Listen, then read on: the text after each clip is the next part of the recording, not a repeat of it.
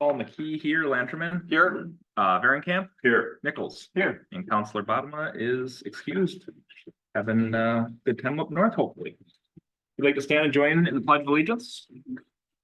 Pledge allegiance to the flag of the United States of America and to the republic for which it stands, one nation, under God, indivisible, with liberty and justice for all. Great, thank you. On to agenda approval. Looks like there's a few things from staff.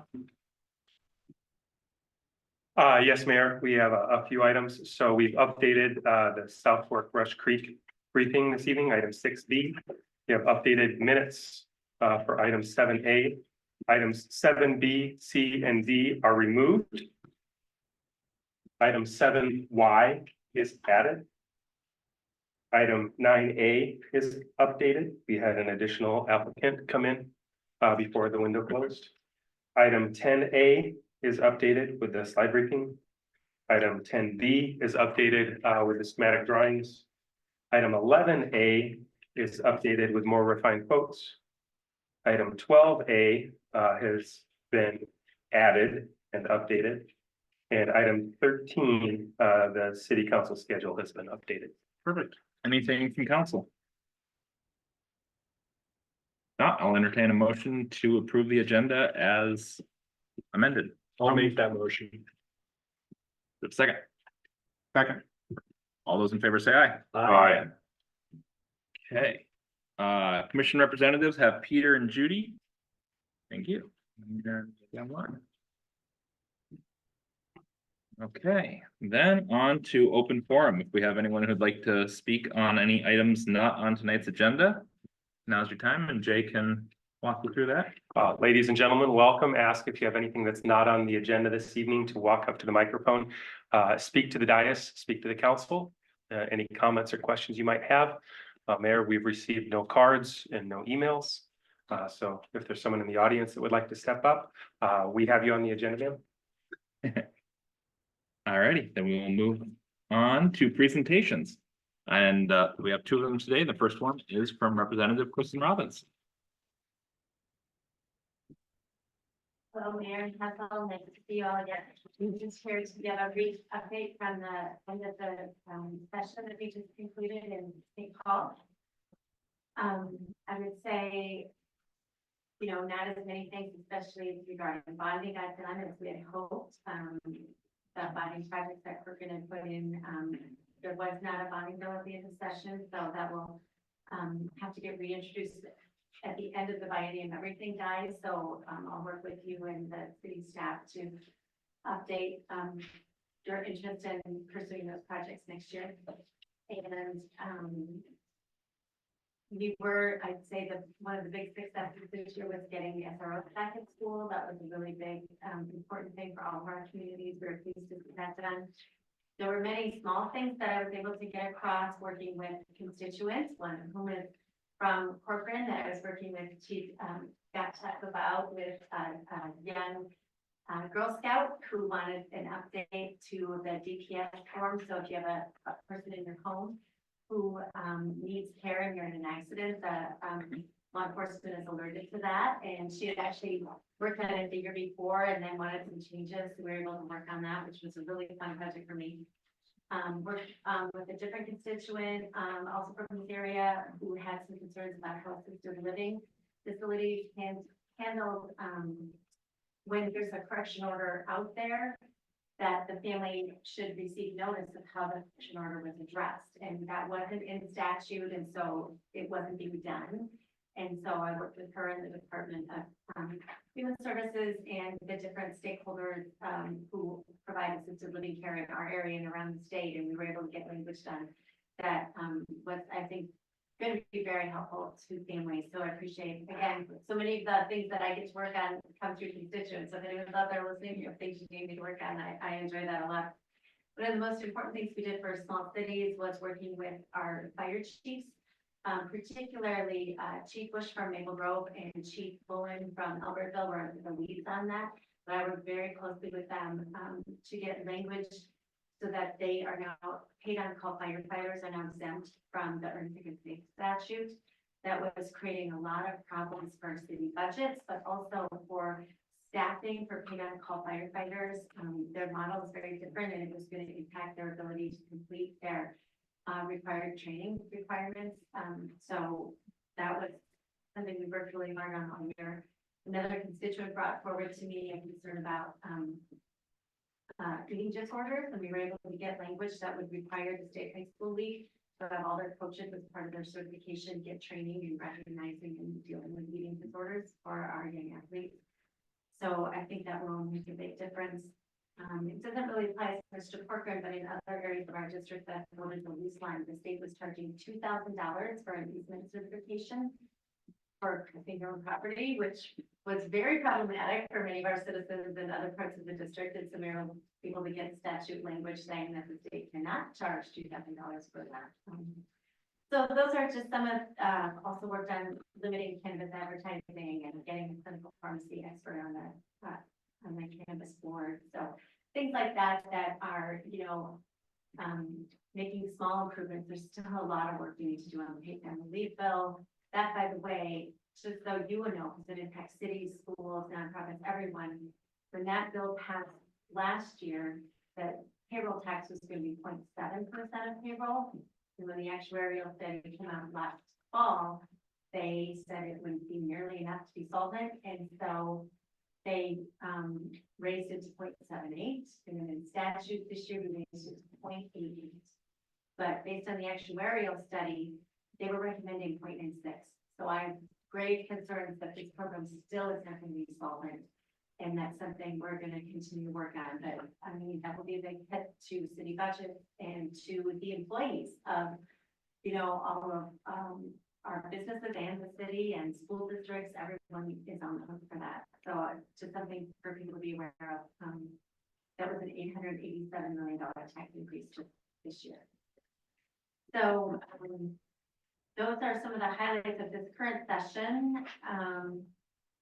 The other real good thing we got done, which I know the chief and others were working with us on for many years, is we were able to get the crime of straw purchasing raised to a felony. It's been a gross misdemeanor all these years, and I've worked with the BCA and ATF and others. They've all encouraged Minnesota to get that up to a felony. And so in the wake of the Burnsville tragedy that happened, I think that will really give a new tool to law enforcement and custody. So hopefully that will be good.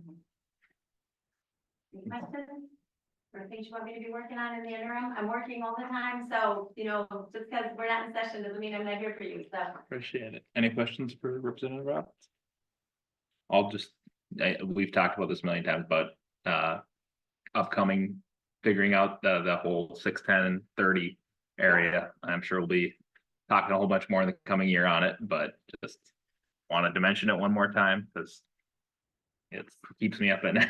yes, no, and we did have a bill on that this session, and none of the bonding bills made it through. Right. But I also, just last week, I was meeting with our county commissioner, Kevin Anderson, and he also is well aware that it's a priority for you and me and everyone else who's out here. So we'll just keep it at the top of the list.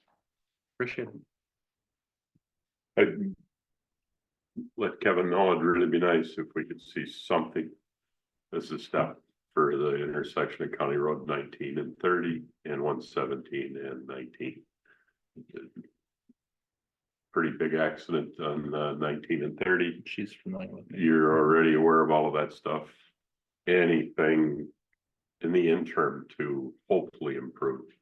We got to do something instead of just waiting until it's redone.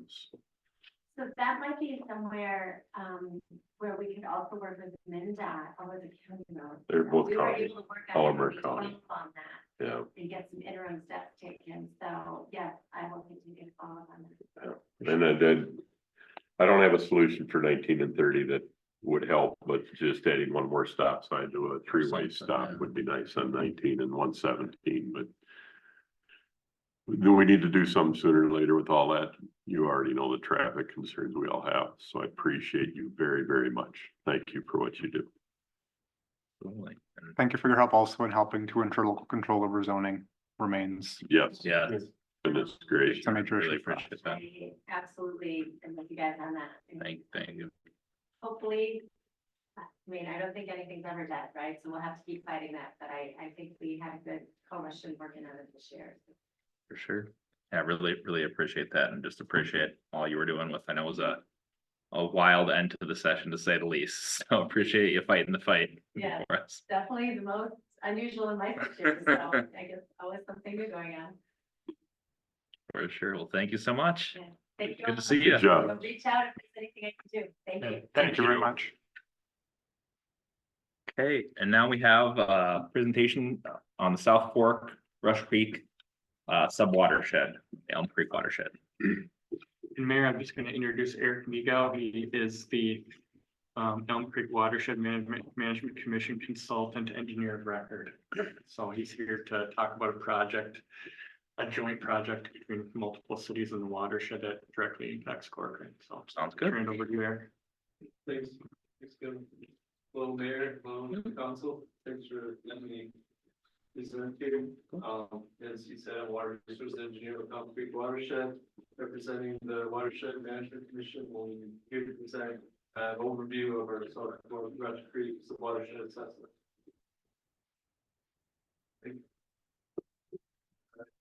Start us off, why are we doing this watershed assessment for this area? South Fork Rush Creek that you can see there and County Ditch 16 are impaired waters, meaning that you're not meeting state water quality standards. Pollutants of concern here are bacteria, E. coli, and excess sediment phosphorus. And phosphorus impairments that impact aquatic life on these streams.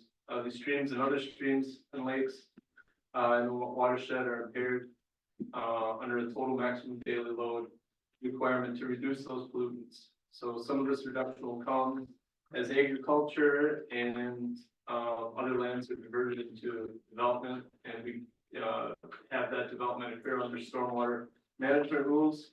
But the water quality benefits achieved through those development rules and redevelopment just won't be enough to reach those TMDL limits or those total maximum daily load limits. So this study is hoping to identify other opportunities for reductions, both in the near term and long term. So what is the watershed assessment? It's a study that looks down to the field and neighborhood level for potential best management practice locations. The focus in this sub-watershed was on best management practices for agricultural BMPs. And the study looks for the best, most effective places within the sub-watershed to capture those pollutants. Also within that study, we look at ISTS locations, stream and ditch surveys, concentrated animal locations through animal counts along with Hennepin County, and tiled field locations. Because much of this land on the sub-watershed is rural residential, we use modeling tools specifically designed to analyze those land uses. A program called ESPF uses terrain, land cover, soils to model water and pollutant flow across the landscape to receiving water bodies. And then we use another program called PTM app that estimates those pollutant loads and removals from the BMPs. We're also looking for potential sources that the models don't analyze, like some of the cattle and some of the field studies and other we call windshield assessments through Hennepin County. So how does the watershed? Oh, agricultural BMPs, here we go. Oh, here we go. Thanks. All right. So how does we go? That's the last. I think, yeah, I'm seeing it. That's what I have as the next slide. Okay. Oh, it's So missing maybe this one didn't get in there. All right. I think it's in our packets though. Oh, okay. So how does the sub-watershed assessment help? Is that? Yep, that's what we have. Okay, so the watershed has previously completed the watershed assessment in Rush Creek, headwaters, and Diamond Lake Creek areas. We did those in 2019. Those headwaters, the headwaters watershed assessment I identified, projects, and we were able to use that identification of those projects to win about $300,000 within grants that were matched by $100,000 from the watershed, and the county even chipped in about $42,000. So using this tool to identify those BMPs just help for grant funding, grant funding, because they provide grant. There's assurance that someone has done a detailed analysis in this watershed and prioritized and targeted BMPs to make the biggest water quality impact. Both of those previous headwaters watershed assessment in the South Fork Throat, they were almost entirely funded by grants. I think Corcoran's contribution to those was about $2,000. So here are some agriculture BMPs that we're looking at. You might be familiar with some of these.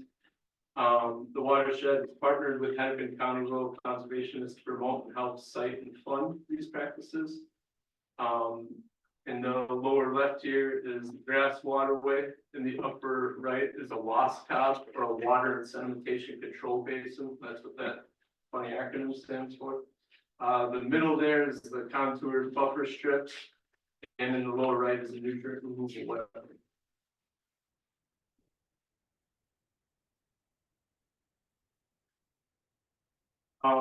These BMPs, many of the priority BMPs identified are located outside of the 2040 use of boundary.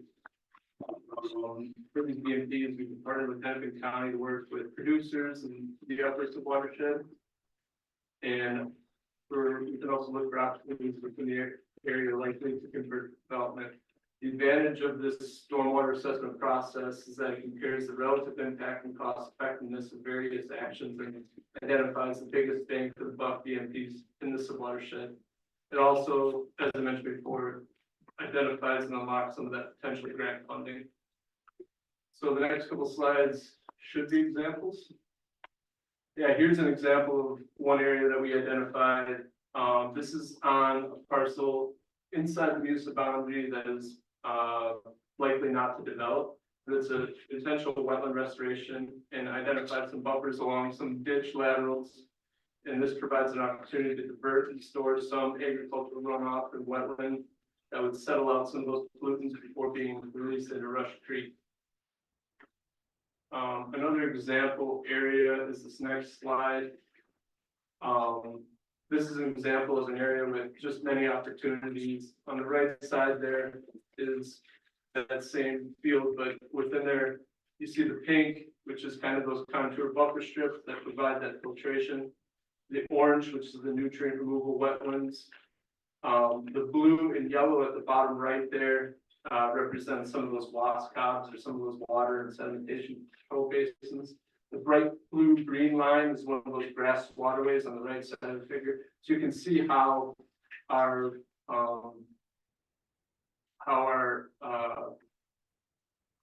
models kind of implement where these are based on terrain, based on topography, soils, and cite those within the watershed. So moving forward, our next slide here. How do we use these results? The watershed has historically has been mainly grant funding. While the county and their staff have brought a lot of time and other resources of funding and outreach, work with the farmers and try to figure out and truth out some of our results. As part of this process, we kind of start with our modeling, and it comes up with just a bunch of opportunities. And then how we worked with Hennepin County, they went out and did some field surveys and ground truth a lot of our opportunities, and that's where we resulted in probably like a top 100 opportunities within the subwatershed. So there's opportunities outside of the 2040 use line and within the 2040 use line. But so for those projects outside, continue working with the county as they kind of lead in Elm Creek watershed to help fund some of those projects. A lot of times making a small financial contribution can help to add or match funds. And then this also limits some of your staff's time and the impact to your staff's time. And then within the municipal boundary, there are places where we've identified BMPs that places that might likely develop in 20 years. And I know sometimes it's, well, why would we introduce BMPs or put some of these projects in place on those parcels if they are going to develop? And implementing those BMPs before they develop sets a baseline that's higher than what's out there right now.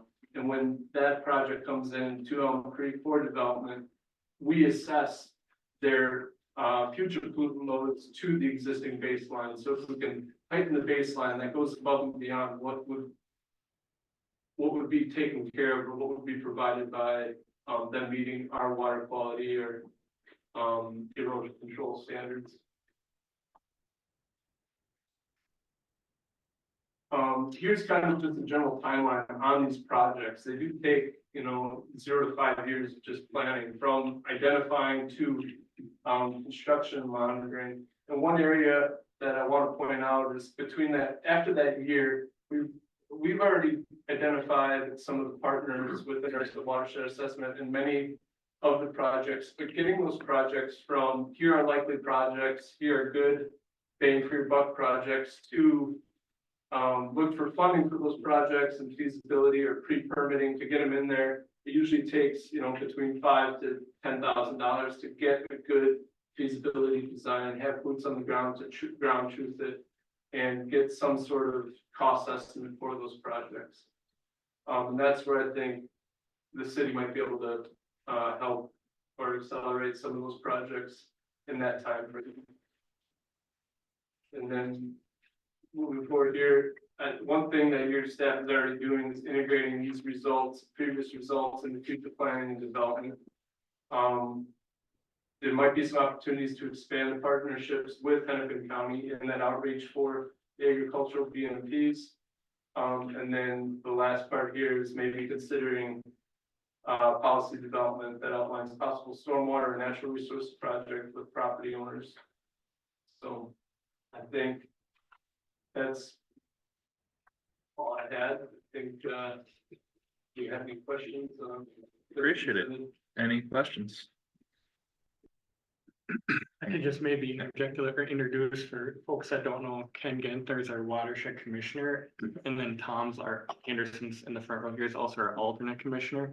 They've both been involved for a long time with the watershed and been instrumental in kind of bringing resources to Corcoran, like through these types of projects. So it's really, this project really was an ask of the city of Corcoran staff and commissioners. So I want to thank the watershed and the cities of Maple Grove and Medina who also contribute to this watershed.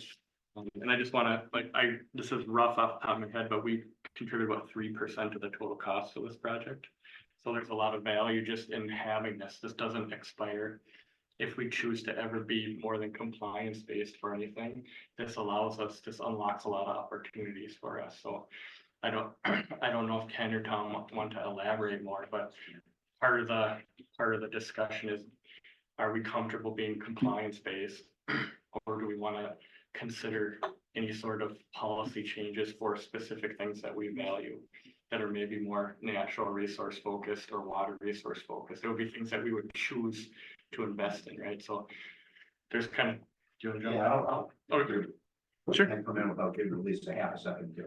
Go for it. Yeah, I will.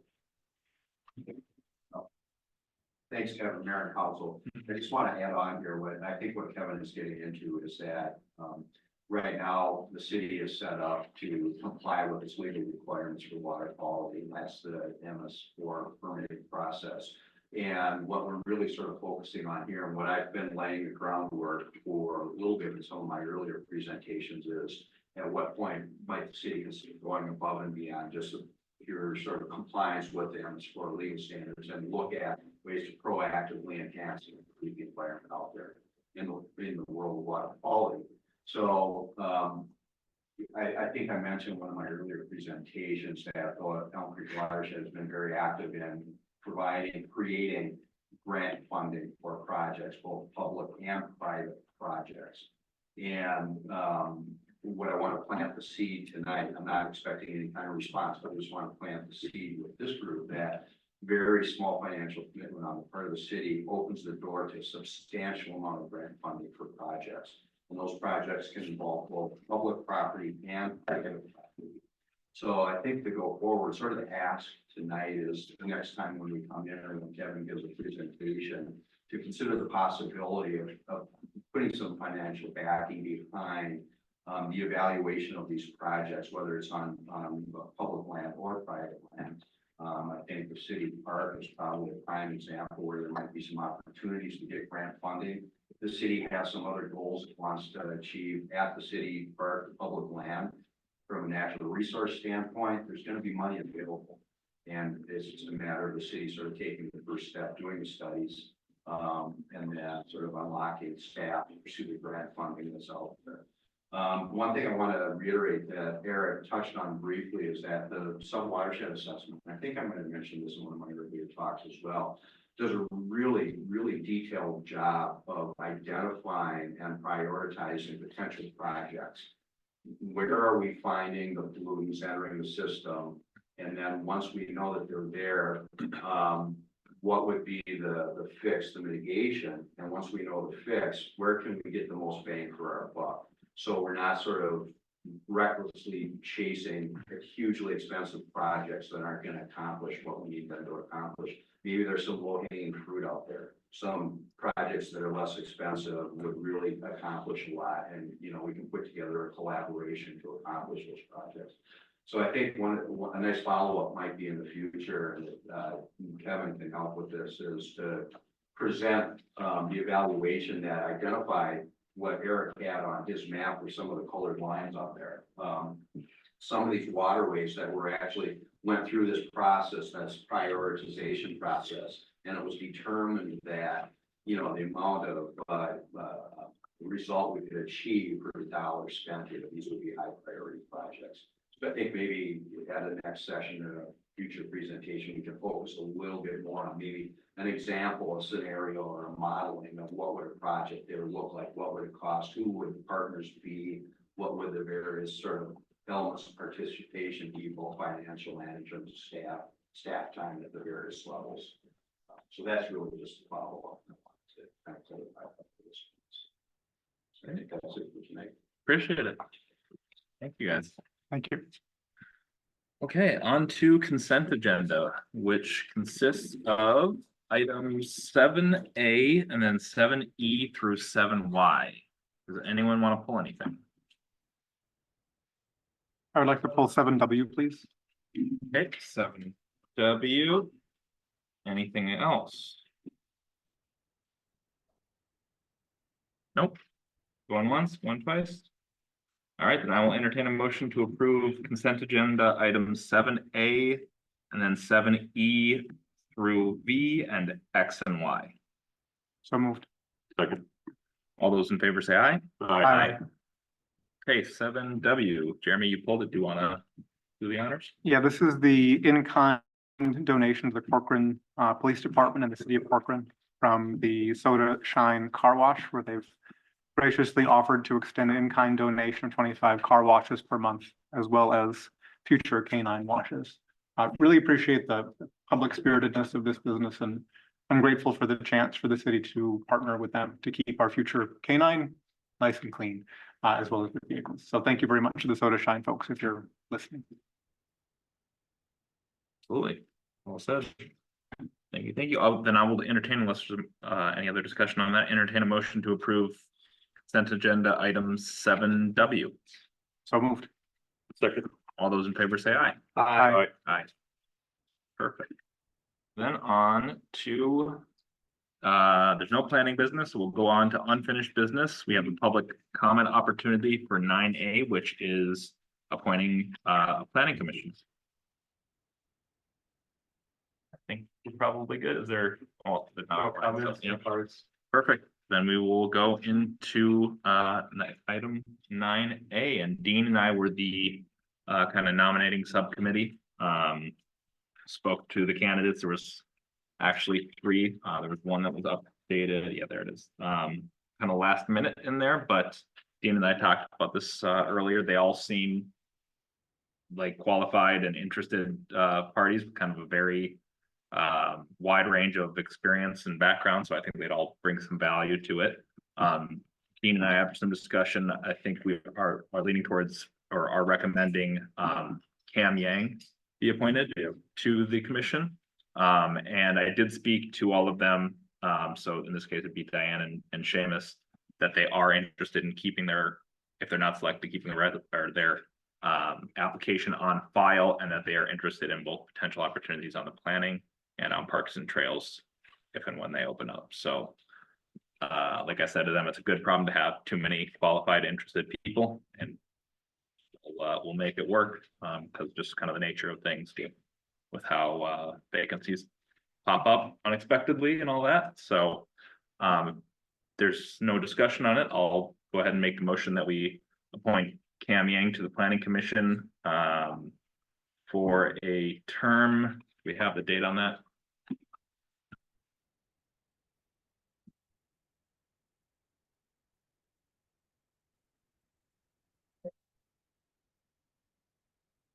It's not on the agenda item. It's not, but I think I should.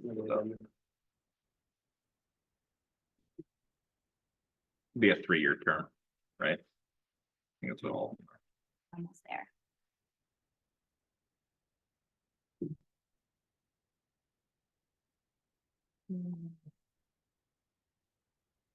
It's filling a vacancy, so it had Oh. everything to do when that vacancy was set to expire. Right. So I'll make a motion to appoint Cam Yang to the term that was vacated when Councilor Lanterman was appointed to the council. Was that Close to February 2025. through February 2025? Correct. Second. Any discussion? All those in favor say aye. Aye. Thank you.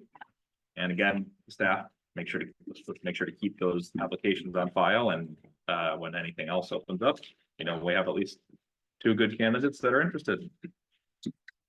Okay, on to new business. We have another public comment opportunity actually for 10A and 10B, and then we have a public hearing for 10C after that. So we'll see if there's. So it's at the public comment as well. I talked to Matt. We were thinking public Oh, hearing. was it?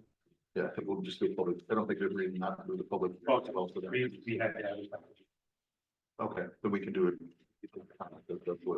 Okay, we'll do a separate public comment opportunity for 10C, just in case there's anyone that wants to speak on one or the other.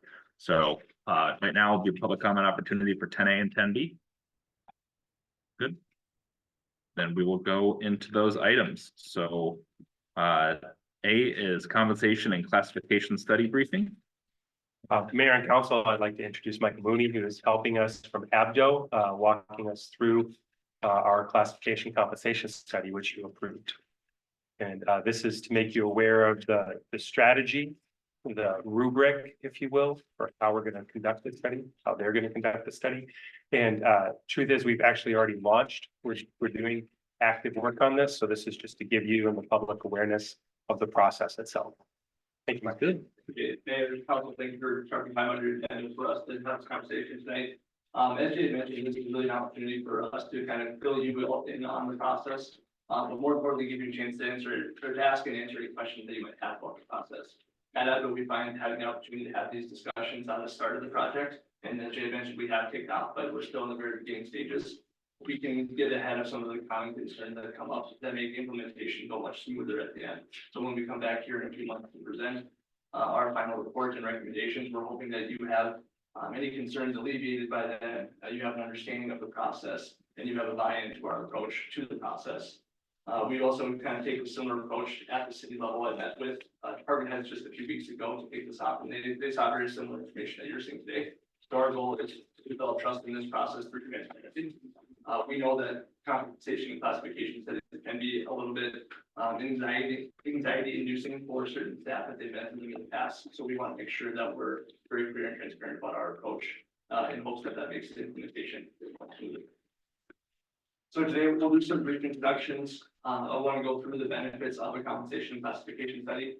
And we're gonna spend a lot of time talking about those creative processes throughout the project phases. We have a sample project up, and again, since you've already approved this, I won't spend a ton of time on our project phases. But I do want to kind of outline what our general approach is and what you can expect to see us working with your city on. I've already introduced myself, I'm a manager here at Abdo. Most of the work that I do is in the compensation and or public sector. So almost all of my clients are in the public sector, and I do a lot of compensation specific work, both in public and private sector. I work with Leah Davis, she's a partner at Abdo, and we lead our workforce or HR advisory team. Her and I work together on almost all of our public sector compensation studies, and especially as we get into the fall, she and I will partner on final presentation. So while I'm leading this project, it is quite likely that she will be the one to present just as schedules and stack up with company meetings. So if we do a handoff, they will be involved throughout this project. And then we also have Brittany Bauer, the senior associate on our team, who does a lot of the work alongside of the project, and she's also helping the city of Corcoran with some various other HR projects. So she's quite familiar with the organization. I did want to emphasize that, as Michael's saying, some of our complex payroll issues Lee has been very helpful with, and Brittany is daily involved with helping us accomplish our HR objectives in the interim until we hire the HR generalist and until the assistant city administrator gets on board at the end of the month. Brittany's been very, very helpful to us, and she's well versed in all of our current practices and our concerns. Okay, so I want to talk through a couple of key benefits of going through a compensation and classification setting, because we know this is a big investment, both in time and resources for the city. One of the main things that you get out of a comp class study is updated and accurate job descriptions. And that's something that the city is already helping us work towards, and that's sort of a very collaborative effort. It's the part where the city and the employees in the department are most involved in the process, because they're the ones doing the job. So we lean to them to tell us what that job looks like. We've distributed what we call a job analysis questionnaire to the city for them to fill out, and they'll be returning those to us so we can create new job descriptions. And job descriptions are important in a couple of reasons. One, for the comp and class study, we need to have an accurate representation of what those positions look like so we can accurately score them or use our pointing methodology, which we'll get to in a second. But there are also additional benefits outside of compensation that are really important. Things like ADA compliance or American with Disabilities compliance, workers' comp claim supports. So if you have an employee who goes out on an injury and is coming back on light duty restrictions, we need to make sure that we have accurately portrayed what physical requirements are required in that role. So when they come back to work and they say, I can only lift 10 pounds, we know, does that position require to lift 10 pounds, or do we need to start an accommodation? So kind of an additional benefit that maybe isn't front of mind when you go through a comp study, but having that updated job description does help other issues throughout the organization. Also, things like recruiting, you post it over, you want to make sure that accurate representation of the job. When you have inaccurate job descriptions, that usually leads to higher turnover, because they come in thinking this is the job that they're going to have, and they get in the door and it hasn't been updated in 10 years, and that job is likely changed quite a bit.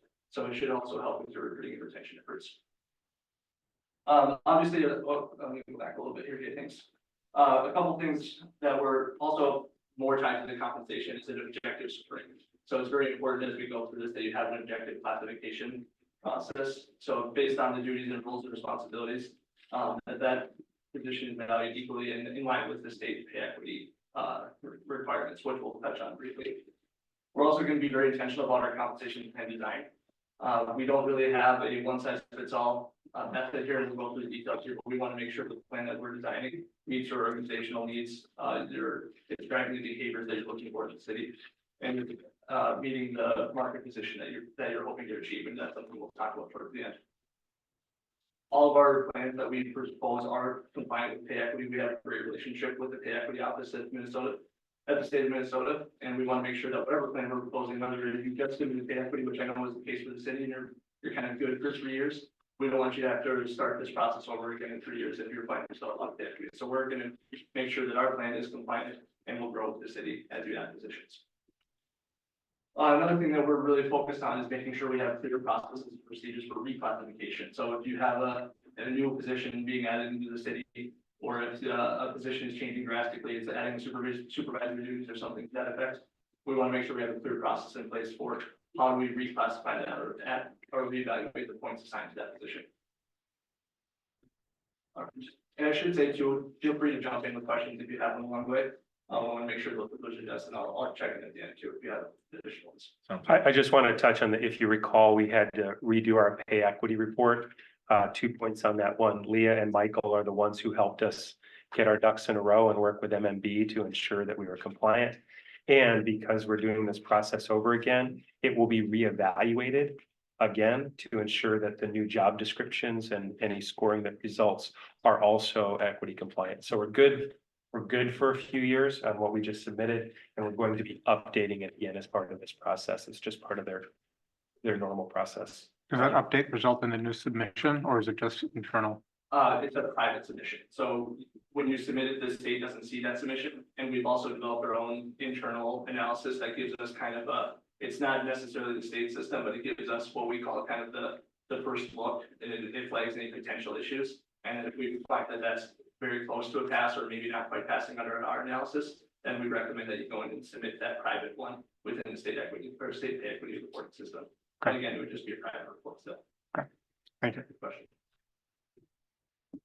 Okay, so for our methodology for the compensation analysis itself, we have a few different resources that we're pulling from. The primary source of information for us, like many consultants in the public space in Minnesota, we're using League of Minnesota Cities salary survey as our primary data source. If you've been following that at all, they actually have a new provider as of 2023. They're going through Gallagher, which is a nationally renowned salary survey provider. We found that the survey is much improved from the previous provider. And the new 2024 survey is coming out. I didn't check today, but it should be any day now. They said mid to late June. So it works out really well with the timing of this project. So that we know when we go to market, we're going to have 2024 rates available.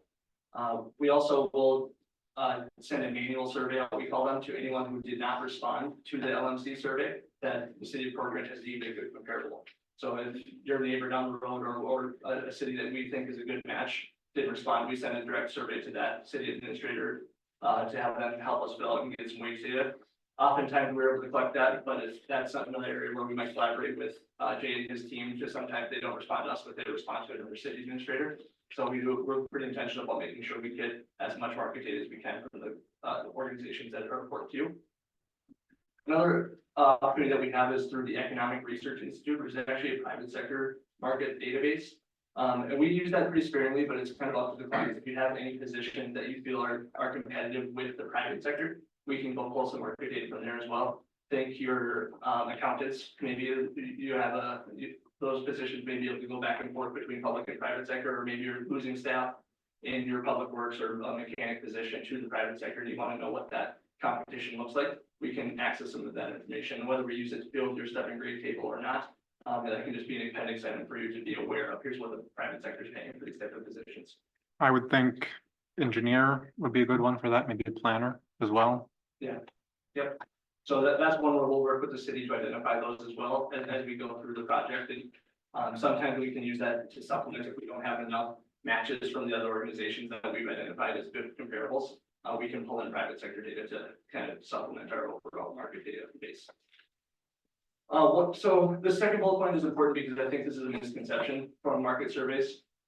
We will have updated job descriptions for the city of Corcoran, but we will not have job descriptions from our other comparable entities that we're using. So I think oftentimes people think that it's a job description here, we're going to compare and look at the pay for each one.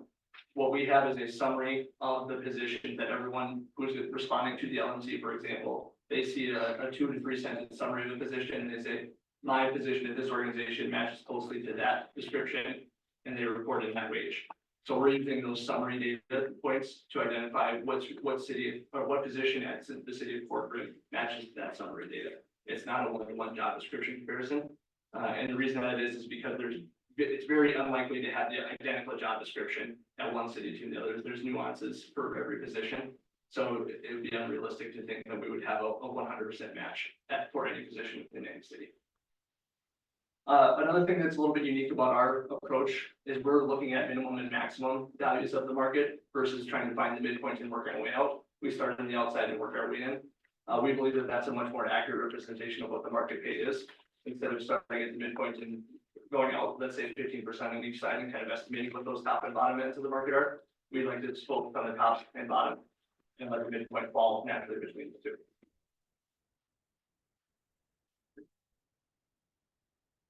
So I touched on a little bit about our scoring earlier. We wanted to make sure to explain to the council what our methodology looks like. Every consultant that does this type of work has their own proprietary scoring methodology. I understand the city of Corcoran had a consultant doing this previously. That methodology is going to be different than ours. Baker Tilly is another competitor of ours. They have their own proprietary methodology. This is the AGO scoring position methodology. All of these are kind of measuring the same buckets of information, but each method has its own math to go along with it. So the important note here is that if your city employees or you as the council and mayor are in tune with the individual points assigned to a given position, we expect those to change. So if you have an accountant today that's scored at 200 points on the current system and we go and score it at 225, that doesn't necessarily mean that we're scoring it higher. It just means that our math is a little bit different than the previous version. What really matters is the hierarchy position. So your highest pointed position should still be close to, if not highest pointed position in our system as it was in the previous system. We do expect some fluctuation there, but all of this is driven by the job description work that the city is working on right now that we're going to support once we get those JAQs back. A couple points that I won't go through this whole thing, but a couple points that I think are important to note. One of the main drivers of the score is the education and background requirements. So that's something that in a lot of cities that we're working on, we're working with or evaluating. We really need a bachelor's degree for this position. That's a big driver of points. I know the state of Minnesota just dropped out that bachelor's degree for many of their positions. And we're evaluating, do we need to update our scoring to reflect those experience requirements over the bachelor's degree requirements. Any questions on this? I don't need to spend a ton of time because we're working with the city very closely on this, but if you'd like me to give more detail here, I can. I think I'm good. Is anyone else? Thank you. All right, so again, this is just a template project phase that we'll go through. Right, this isn't the same one that you've approved already, but just to kind of go through our process. Right now, we've already gone through the orientation phase because the city of Corcoran is doing a lot of work with that OHR already. We had a lot of that core information that we would typically look for in a kickoff. So we were able to move right into a job description process right away. So the city has the JAQs in place. They're going on filling those out, we'll be getting those back, and we're going to start writing the job descriptions. We're also currently evaluating what is your labor market. So what are the comparable entities that we want to be bringing into the study? There'll be an opportunity for us to go into a little bit of discussion there at the end here. And then If I can just put it, Yeah. so I want to apologize to the council. One of the things that I said was I wanted to get you some data so that we could have a more thorough discussion. With some events that have happened this week, I wasn't able to compile that and get that to you if I wanted to. So while we'll start the discussion, I would expect that we won't actually be able to solidify these until the 6/27 meeting. That's when we'll have to, so it'll just be 2 weeks. So we'll start the discussion, but some of the data points that I wanted to get you, I wasn't able to collect and get to you, so. And again, with the timing of the LMC survey not quite out yet, and it'll give us, and once it comes out, it'll take us a little bit to compile all of the export data and get it into our tools. So that's plenty of time on our end to get those solidified. To Jay's point, for starting that discussion, we have our proprietary tool that we built out to evaluate the quality of comparables. So I think sometimes cities just tend to draw a circle on the map around here are the cities around us that's who we should be comparing against. We're looking at things like population, expenditures per capita, proximity to metro areas, specialty departments that might be in your city but not in your neighboring city. So we maybe expand the capital provider net to capital specialty departments. So it's a very intentional approach that we take. And as Jay alluded to, we'll be able to provide you some better data. So it's not just kind of throwing darts at the wall. So it's really potential to make sure that the cities that we're saying are good, we have some evidence behind that. And of course, we want to get your opinion on those too, because even if we have the best data around, you as a council have insights into the community surrounding you. So if there is a city that you definitely do or definitely don't want in there that we've identified as a comparable, we'd love to get your feedback on that as well.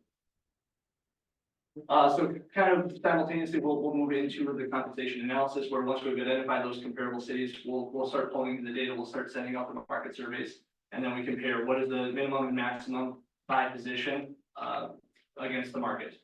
And then that's the opportunity to get the first look at how the city is stacking up against the marketplace today. And I know that's going to be important as we approach budgeting season here, so we'll get you kind of a first look, and that's a pretty good indicator of what that cost is might look like as we continue to decide the plan. Go to the next slide, Jay. Yep. So once the market analysis is done, we're gonna move into the classification compensation system development, and that's really where the rubber meets the road. We've pointed at this point, we've gotten all the market data, and now we started assigning the grades and drawing our steps.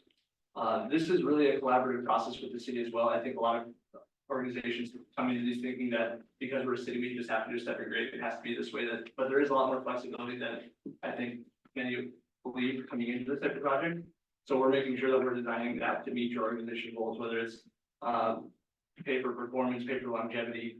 We want to focus on bringing in people at the top of market or lagging the market and letting them grow quickly. There's a lot of opportunities for us to kind of customize that plan to meet the needs of the city. We're also going to come back to you in a few months and present all this information. And then we'll, if you do choose to adopt, we provide the city with training and administration support. So it's not just this final report, it's Excel tools that administer the plan, it's training on pointing and classification. That's something the city wants to take on internally, so they don't have to rely on us to repoint positions. We want to make sure we're kind of going through that post-implementation handoff very intentionally to set you up for long-term success.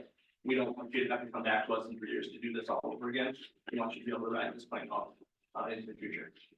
Could you explain how schematically pay for performance differs from step and grade?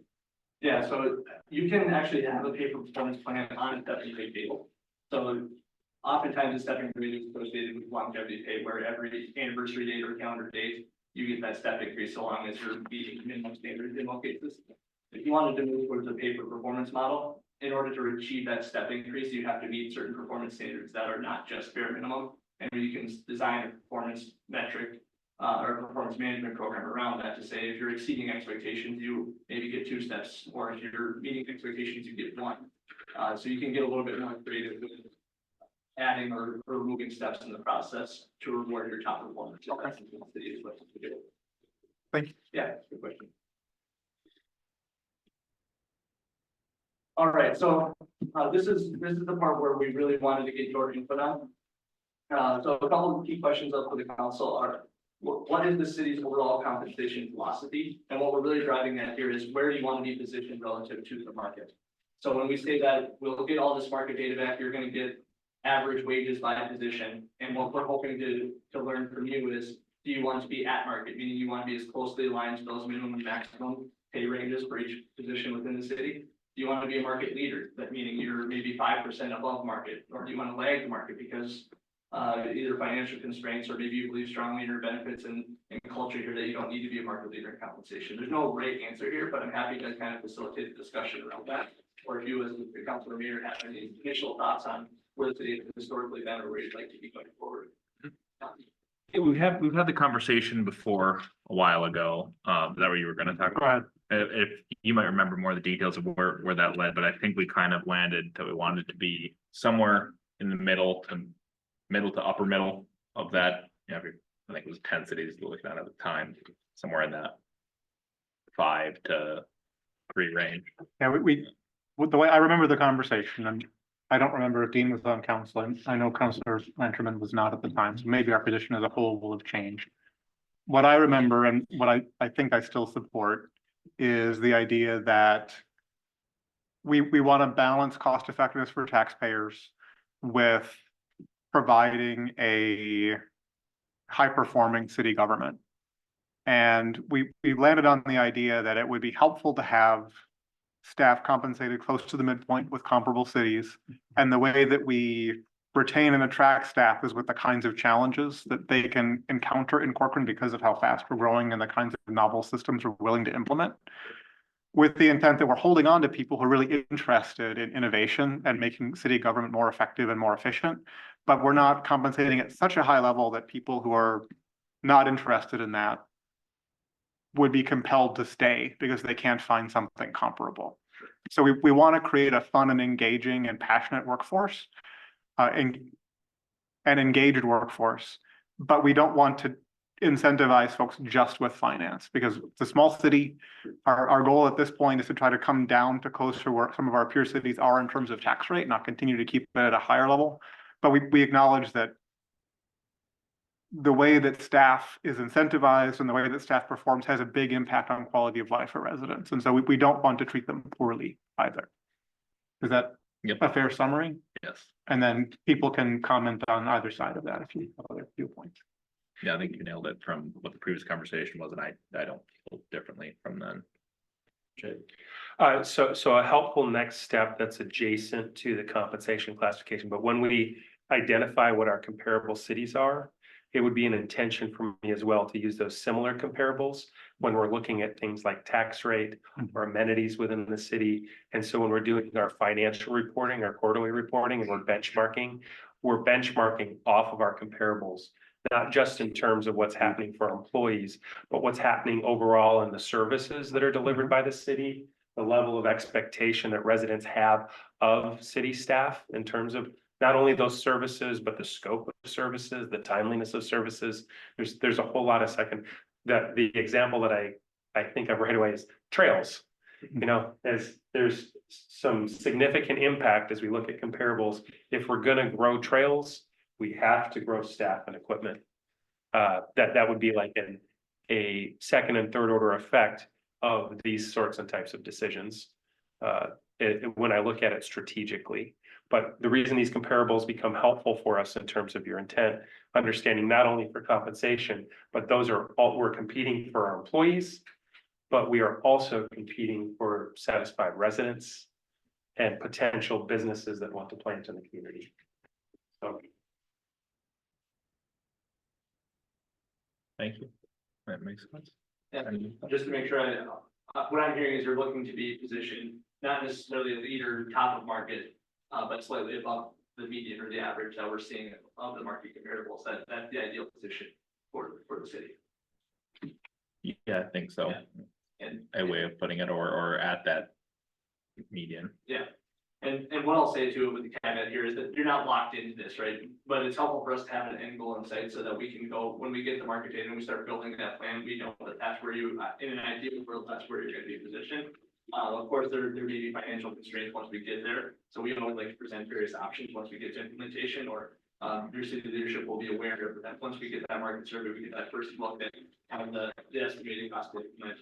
If we're gonna be off track either direction, maybe you're better aligned with the market than we initially thought, and you have an opportunity to be more competitive, and we can entertain the thought at that time. But it's helpful for us at the start of the project to kind of know where the city wants to go. So I appreciate that feedback. I was intrigued by the notion of pay for performance. That would be a novel idea. Yeah. I think I would want to consider. I don't know about the rest of the. And JFMA, that's something that we had discussed at the department head meeting as well, because I think that it sounds like the city leadership is also intrigued by that notion. And I think the discussion that we had at the department head meeting is that's good for us to know as we look to build this plan out so that you can plan to incorporate that in the future. For a city that has not historically been on a paper performance plan, we advise to not do that at the same time as the implementation of a new compensation structure, because it's a lot of change for an organization to take on. You need time to train managers on how to effectively manage performance if that's not really been asked of them in the past. So that's a really kind of a at minimum 2-year transition, oftentimes more like 3, to kind of get that first year is, okay, we've implemented a new comp plan. Year 2 is now we're going to implement a new performance management, or start asking our managers to really take good performance management steps. And then year 3, or maybe you're evaluating what performance and tying that to compensation. So it is a transition, but it's certainly something that we can help support it to make sure the plan that we design has that growth in mind for it.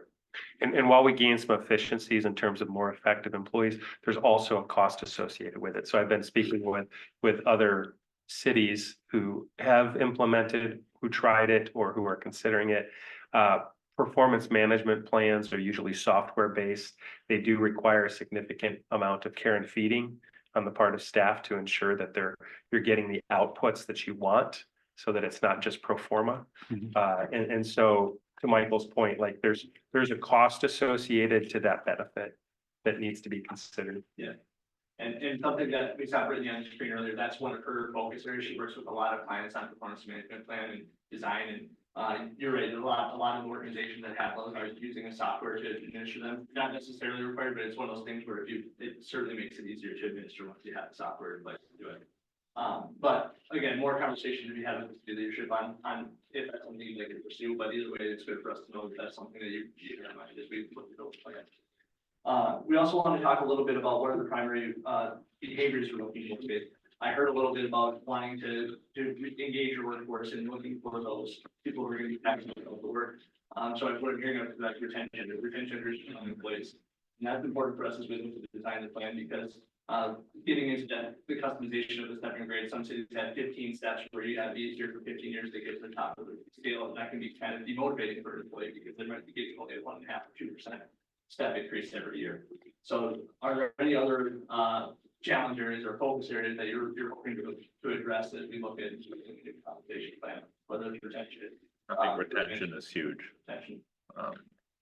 Any other thoughts on the other ones or other aspects of it? Not all at once.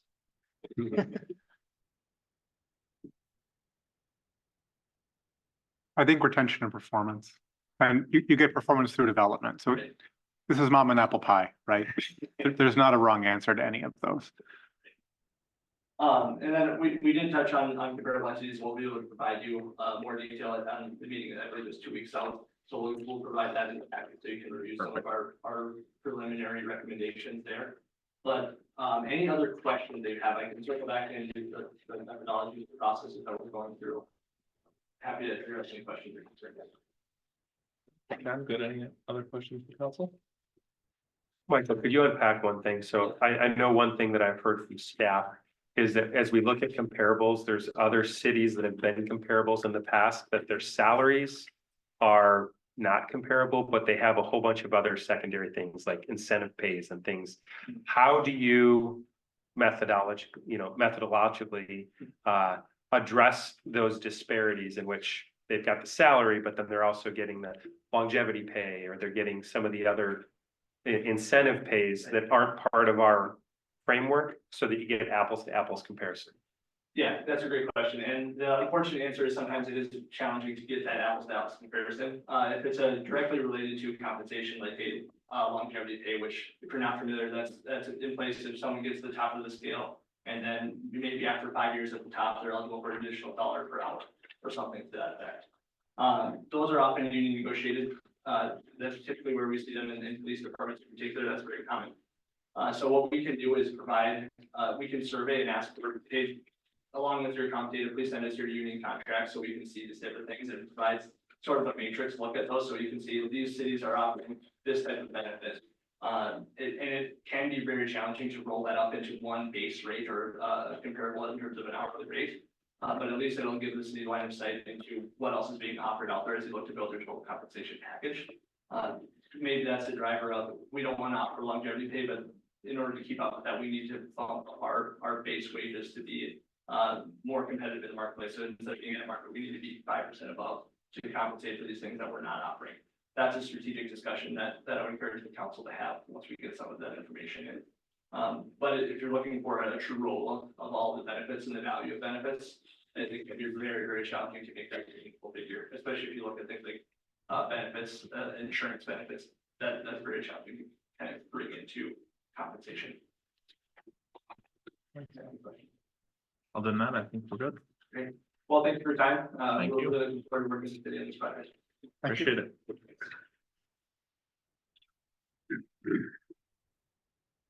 On to item 10B, which is the police lot fencing. Matt. All right. Thank you, Mayor. So you'll recall back in November, the council approved with the work being done on City Center Drive at 79th Place and the septic system being removed with our connection to the city sewer. With the work being done there, paving that to create additional parking space at the south end of the police department. That was funded with ARPA funding. At the time, we also had discussions that the police department was recommending that we secure or fence that area. We brought back the quotes, the fencing and security for that wouldn't qualify under ARPA funding. So this was brought back as a separate consideration. In looking at it, you know, the initial scope of the project, you'll see in the red outlined area. The pricing for that, including the gates and electrical and all of the associated parts of it, came in at about, I believe it was 156,000 for everything. That includes more decorative fencing along would be the north, west, and south sides with a chain link along the east side. Recognizing this was a, you know, pretty expensive undertaking, we said, what would it look like to reduce the scope? Is there a way that we can effectively reduce cost. We got a quote for option B, which is the blue outline. It's approximately a 20% reduction in linear footage, which only resulted in about a 12% reduction in cost of the project.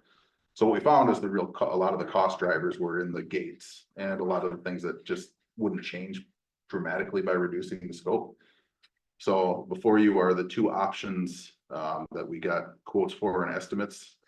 Some of the considerations with that option A, the red one, was really to help create only one conflict point if there was pedestrian traffic coming from the downtown area, outlining that, and that the police traffic would only cross in one spot that would be clearly designated. It would also secure the on-duty patrol vehicles, and our kind of mark out where our vehicle circulation was for the on-duty equipment. The alternative with option B in the blue outline excludes the on-duty vehicles. It leaves that circulation area more out in the open, I guess, less delineated where the crossing points between the pedestrians might be and the on-duty squad cars, but it does at least secure the parking area where we'd be keeping a lot of our, for instance, our command post, our trailers, the parking for our on-duty officers. So I'm happy to answer any questions or if questions on logistics or costs, happy to talk through it with you. Appreciate it. Jay, do you know roughly what the balance of our long range planning fund is? We haven't completed the sale of that property yet, Mhm. so I believe right now we're roughly just shy of 1.2 million. Okay. So. Okay, got it. Thank you. My initial read on this is if we were in favor of the fencing, I think that option A, but like Matt touched on, there's not that much savings for a significantly less effective if we're going for the fencing option. So I think I'd be more in favor of option A if we are going to do the fencing. But over up to you guys, what you think? Just the only question I've got is the current police entrance as far as the pedestrians coming up, is that changing? Is that going behind the fence then too, Matt? Nope, If that it's- wouldn't, that's still. Where is that at? Right there where the mouse is, that would Oh, remain the same. we're a long ways from the main. I thought that was the main. Okay. Yeah. Cool. No, I agree with the option A is something that I think we should be doing also, in the cost difference between 12%. Yeah. Lower cost, but losing 20% of the overall. I'd rather the safety be one entrance, one exit, and well striped and those kind of things related to pedestrian crossing and such. So Yeah, and I think this adds value to the building for whatever the long-term plan is. We're still figuring out, but whether it's a certain department, a PD or a different use in there long-term, I think that this secured area fencing could be valuable to a lot of tenants. So I wouldn't be concerned about that aspect of it too much. maintenance is important also, Matt. And the biggest failures on these are the gates and stuff. What kind of warranties, those kind of things do we get? The details on the warranty, I don't have off the top of my head. This is a pretty reputable commercial product that we. I agree. And as you talk about maintenance, I mean, some of the other conversations we had was the challenges it creates, acknowledging that for public works, snow removal. Things like that, doing what we can to try and accommodate it. You'll notice, for instance, on the south end, the fencing being offset off the parking lot, trying to add storage space for snow. Trying to reduce that burden as much as we can. There's no fun fence to plow around. But we're trying to do our best to mitigate those kinds of things. We had discussions about options if there's a gate failure.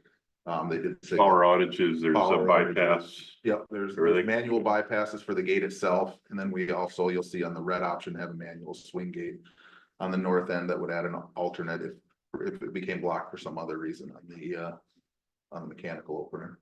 Okay. Chief, would this improve officer safety? Yes, for sure.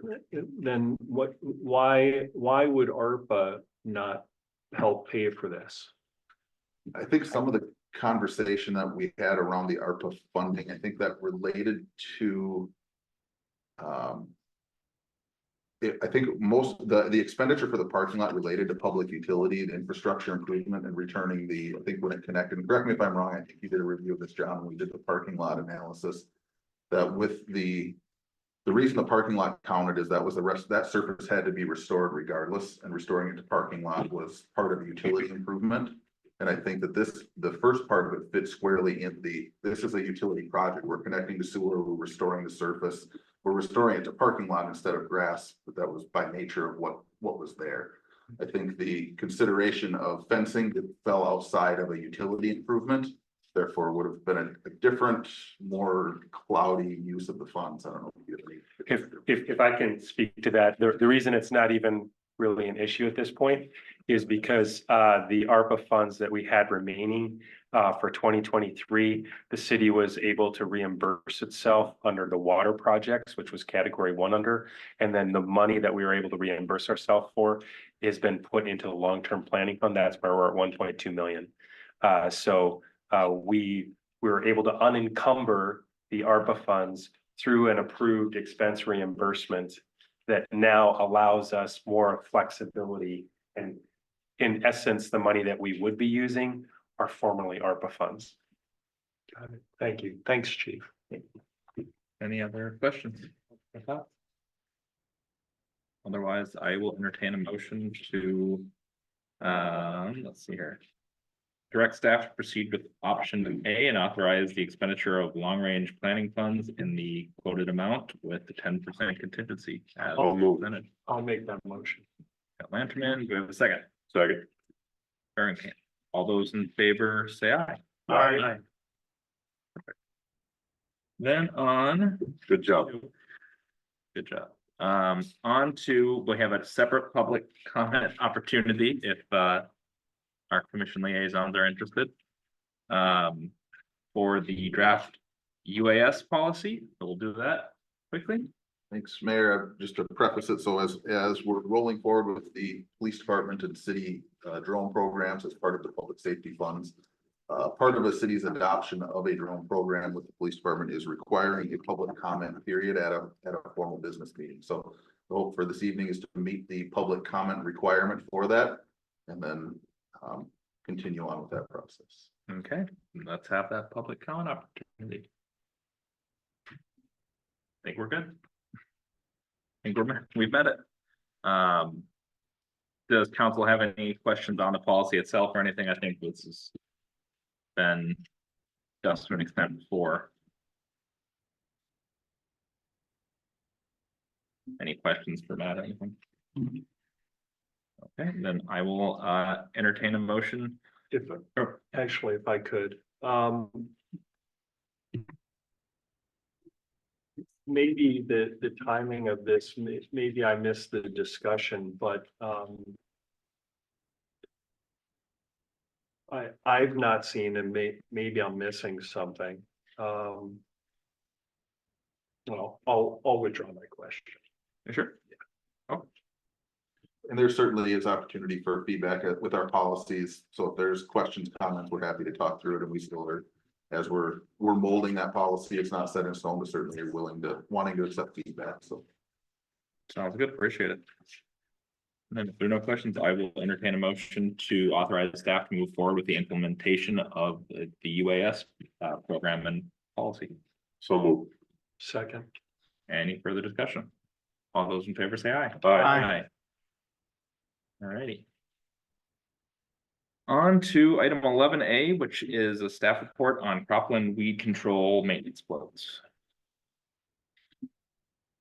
Thank you, Mayor and Council. This conversation primarily relates to city-owned property and 2 parcels. If you can scroll down 2 pages, you can pull up that figure. There's about, I think, 2 or 3 years of history here, so I won't go into that, but certainly if anyone wants to revisit some of the previous conversations, we can entertain that. But these are the fields, so just to give everyone some clear context, these are the properties that we own. The north or the upper property identified there is immediately north of City Hall, one property. It was acquired through Hennepin forfeited properties, and it's got 3 fields there, so it's our County Road 116 property. And then lower image is really the ag tillable areas that are part of our city park. So we purchased this property roughly 4 or 5 years ago from Rockford School District. And historically, we bid those out and to farmers and would rent them all basically. So Hennepin County changed their policy where they started taxing the farmers. That led us to a scenario that we face today. And what do we want to do with these parcels until we repurpose them for some reason? That conversation's kind of gone back and forth over a couple of years, and really, I think we've exhausted most efforts, and we really need to figure out how we're going to control the weeds or what we're going to do for repurposing. So I think last meeting we requested that we go out for quotes. So I tried to go out for a bunch of quotes to try to get real life data so that we can kind of have a conversation about options. The recommendation in the report is kind of a worst case scenario for 2024. This would be an unbudgeted item, and I'll just kind of start going through the items that we got quotes on. So we can't just really leave these fields, let them go to weeds. We get a lot of complaints from weed complaints for in our community with agricultural background is a high priority. So staff's opinion is that we shouldn't really be receiving weed complaints from folks. So we want to be proactive in that maintenance of our fields if we can't rent them out. So to give you real data, we solicited a quote that was to prepare and cultivate and seed with owner supplied seed per acre basis. We split them up by those fields. So if we want to carve them up, a la carte, then we can do that. But roughly to do all the fields that we just identified was $10,000 just to till it and seed it from a vendor. We only received the 1 bid. The other item that we bid out was mowing. So essentially twice a year was our assumption that we would need to go out and mow these fields. You can see that bid there, it's roughly $7,500 to do all the fields collectively. And then in terms of the owner supplied seed, there's some variability. What we had in the staff report was a fairly robust native seed mix. That's about $15,000. That was primarily driven from some comments from Councilmember Bodema, who has some experience with natives and a passion for natives, quite frankly. I did some additional, or actually our team, Pat and Graham, helped. We can also, an update for you, there's a pasture seed mix that's a lot lower quality, but we can certainly insert them for $4,500. So those are kind of 2 data points. If we want to do natives, $15,000. If we want to do straight pasture, it's about 1/3 of the price. So if we were to perform that and do all the fields this year, that would be roughly $32,000. I think we wouldn't need 2 mowings this year, so ballpark $30,000 for this year in kind of a worst case scenario. And then looking ahead, we probably have annual maintenance. So that would be a big bite this year if we went that route. And then ongoing annual maintenance of 2 mowings is about $7,500. If whatever we do with this land, we should start budgeting that in the 2025 budget. So that's going to be on staff's radar. And the feedback we get today will help us identify that through the course of this year. So a couple other alternative options that we could do, we can certainly, we don't have a mower that would be set up for doing fields, so we went through and had some quotes. So there's a quote in there just as an option for information of about $40,000 to $1,000 for the mower that we recommend, which is roughly a 5.5 year payback if we were to do that in all the fields. That would be self-performing work by public works staff to accomplish that. Could that be used for other maintenance tasks too, or is it really only useful for something of a large format like this? It's most useful for a large format, but we are starting to collect larger pieces. So like linear park, for instance, we could do it in linear park. And it would be effective. There's, so I think we try to obviously utilize it in other areas. But the current equipment we have wouldn't be useful in this area. So we always look to leverage those, but it primarily be used for this or any like new land that we acquire that we might run into a similar situation, so. What about those trails by Public Works that were part of that development planned around it? Would it be useful there too, or is that too small? Too small. Okay. Yeah, and those aren't paved, so yeah, I think wood chips or whatever would be problematic, but yeah, we would certainly try to apply it if we went that route. It's also a significant cost and was not really planned to this point, so just a lot of what I was trying to do here was collect real data points. In previous information, we had assumptions, and I'm just trying to show the reality that we're facing. Certainly understand that this is my opinion perspective, is that I think everyone was just hoping that Hennepin County would change their policy and we could raise crops and help people that are hungry. But I think the reality is we have to start evaluating this more closely and what we want to do. I had some conversation with Councilmember Bottom offline, and he's a advocate of natural resources pollinator areas. He did it on some of his property. I know there's been slides on that at the council level. But I don't know that we want to do that to all the pieces of property. Maybe the Hennepin County forfeited parcels would be a good place for that, but City Park, where we're actively planning the park and there's a time period for planning the park, maybe we don't want to invest at that level and see. So there's definitely some opportunities to pick and,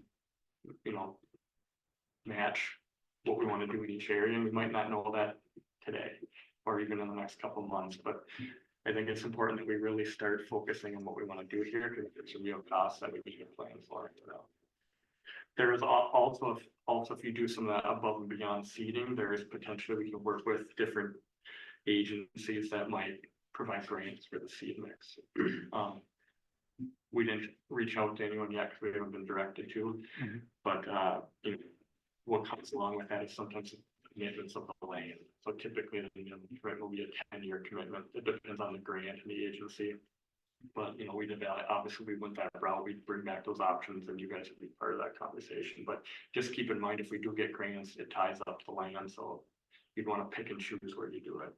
Yeah, I would agree that if we went down that route, potentially the field 1 and 2 and 3 on that northern parcel would make more sense with how much wetland there is and just what the use of that is likely to be in the future. The park would be a little concerning to lock that up, a large amount of land in the park. Although realistically in 10 years, I don't know if we'll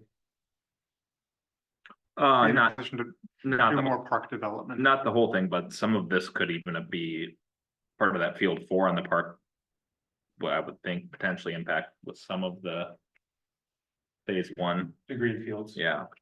And then I know there's been some other discussions about at least some of the areas here that would maybe be good for us to keep flexibility on. But yeah, there's probably some portions that we could do that as well. Would we seed in the fall? Would that be the best time for it? I think we'd seed soon. So I know we've had a lot of rain. We're still in a window. We wouldn't want to really do it in the middle of July, but we have a window here where we would still seed soon if that was the route we wanted to go. And there is options. I mean, there's a whole bunch of options.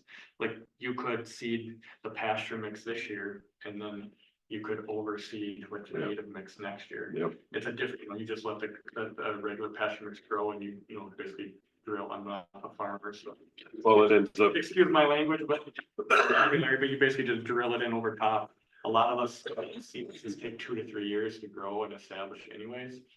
How you do that is you have a cover crop and you keep mowing them down, and then once they establish enough, then they kind of commingle, and that's really where the native mix is. So, we could still do a native mix. We could buy a temporary, we can do a bridging mechanism where we lower the seed mix and still pursue some of those either grants or expenses on our own if we didn't want to buy up the land. So I guess the point I'm trying to make is we're probably not going to decide it all today, but we should try to find maybe a stopgap for this year and then some direction so that we can better budget or move forward with plans on other properties. And I don't know what that task force would look like, but maybe one bridging option, because I realized 30,000 this year and on budget is not ideal. We could do all these fields for roughly $4,500 on that pasture mix. Yeah. That's the new data today. And Public Works we could find a way to rent something. We don't have a seating equipment, but I think we can do that. For a couple thousand, $3,000. So I don't want to overpromise, but maybe $7,500, we could seed all these properties.